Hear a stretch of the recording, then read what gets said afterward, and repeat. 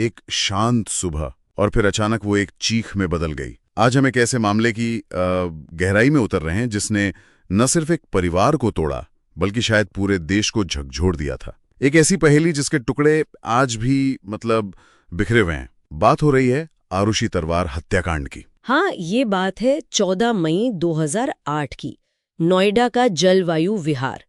एक 14 साल की लड़की आरुषि तलवार अपने ही कमरे में मृत पाई गई। गला किसी तेज धार वाली चीज से रेता हुआ था। और सबसे अजीब बात ये थी कि घर में कोई जबरदस्ती घुसने का निशान तक नहीं था। और घर में तो उस वक्त मौजूद थे उसके माता पिता और घर का सहायक हेमराज। अब हेमराज गायब था तो शुरुआती शक तो उसी पर गया। सबको लगा कि शायद वो ही कत्ल करके भाग गया है। बिल्कुल, लेकिन कहानी इतनी सीधी नहीं थी। अगले ही दिन एक और चौंकाने वाली बात सामने आई। हेमराज वो भागा नहीं था, उसका शव उसी घर की छत पर मिला। छत पर? हाँ, छत पर। अब सोचिए मामला कितना उलझ गया। एक ही घर में 2 लाशें और किसी को कानो कान खबर नहीं। ये बात तो किसी के गले उतरनी मुश्किल थी।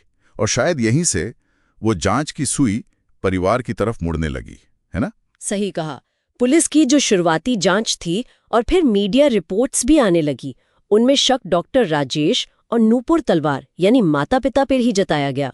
एक थ्योरी दी गई ऑनर किलिंग की। कहा गया कि शायद उन्होंने आरुषि और हेमराज को किसी आपत्तिजनक हालत में देख लिया था।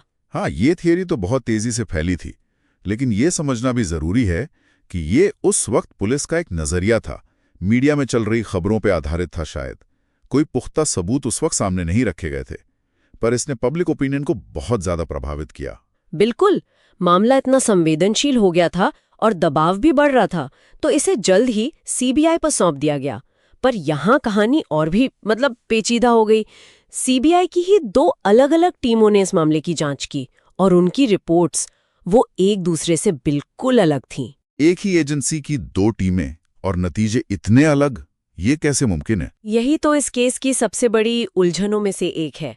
जो पहली टीम थी उसने तो किसी बाहरी व्यक्ति के शामिल होने की तरफ इशारा किया था और तलवार दंपति को लगभग, जैसे आपने कहा, क्लीन चिट ही दे दी थी। अच्छा। लेकिन फिर दूसरी टीम आई और उनकी जांच ने कहा कि नहीं, बाहरी व्यक्ति का हाथ होना तो नामुमकिन सा लगता है। और शक की सुई वो फिर से माता पिता पर ही आ गई। और फिर इसी दूसरी रिपोर्ट के आधार पर ही मुकदमा आगे चला? हाँ बिल्कुल। 2013 में गाजियाबाद की विशेष सीबीआई अदालत ने डॉक्टर राजेश और नूपुर तलवार को दोषी ठहरा दिया। दोषी? हाँ। किस आधार पर? परिस्थितिजन्य साक्ष्यों के आधार पर। कोई डायरेक्ट सबूत नहीं था, पर हालात और कड़ियों को इस तरह जोड़ा गया कि वो अपराध की तरफ इशारा कर रही थीं। और सजा हुई उम्र कैद की।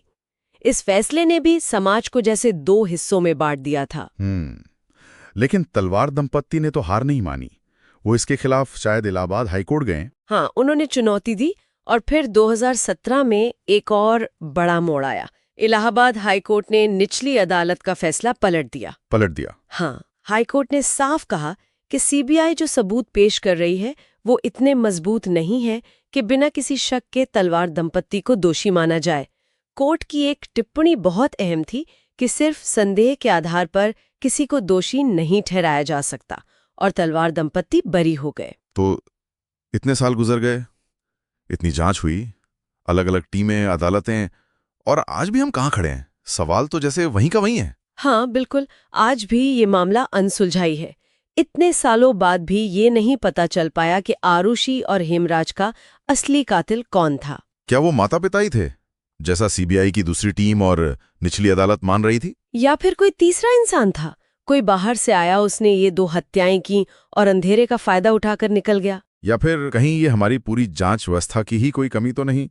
एक सच जो शायद सबूतों के जाल में या जांच की उलझनों में ही कहीं फंसकर रह गया। ये सवाल आज भी चुभते हैं। आरुषि के साथ जो हुआ वो एक अन्याय था जिसका जवाब आज तक नहीं मिला, और इस केस ने बहुत गहरे असर छोड़े हैं। पुलिस की जांच के तरीकों पर सवाल उठे, न्याय व्यवस्था पर लोगों का भरोसा वो भी डगमगाया, और मीडिया की भूमिका पर तो खैर एक अलग ही बहस छिड़ी। निश्चित रूप से। तो आखिर में सोचने वाली बात शायद यही है कि ये जो अनसुलझा मामला है, ये सिर्फ एक डबल मर्डर मिस्ट्री नहीं है। ये शायद इस बात का भी एक आईना है कि कैसे इतने मुश्किल और भावनात्मक रूप से भरे हुए मामलों में सच तक पहुंचना हमारी व्यवस्था के लिए एक बहुत बड़ी चुनौती बन जाता है, और न्याय की जो तलाश है वो कभी-कभी एक न खत्म होने वाला सफर बन जाती है।